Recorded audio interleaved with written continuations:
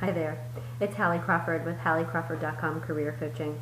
So I was watching the news this week and reading about the reporter from Mexico who was in the New York Jets locker room ready to interview a player and said that she was dying of discomfort because some of the players were harassing her a little bit, giving her a hard time. Maybe she was hearing some catcalls, that kind of thing. And she felt really uncomfortable.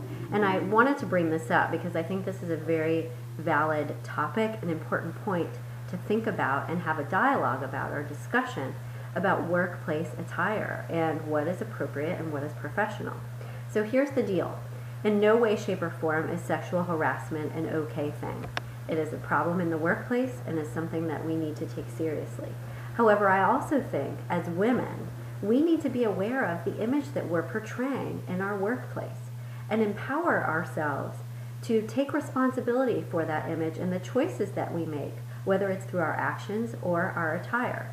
So think about it this way. If you were going on a job interview, would you dress provocatively on purpose, or would you dress unprofessionally on purpose in some way that might jeopardize you getting that job? Of course you wouldn't. That would be ridiculous, right?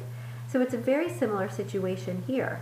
Now, I get and understand and agree that there are cultural differences, and there are also differences in different industries and what's appropriate with an architecture or a more creative field, or the media versus, say, a law firm or a doctor's office. That's understandable.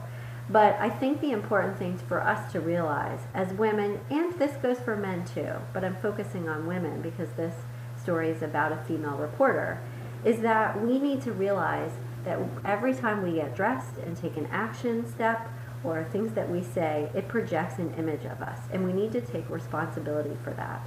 So when you're getting dressed in the morning, and this goes for any working professional, whether it's a recent college grad or someone older. So recent college grads, you especially think about this, because I think from generation to generation, the workplace attire gets more casual, and we need to be mindful of when you're getting dressed in the morning, are you presenting the image that you want to present? Because this is basically your brand.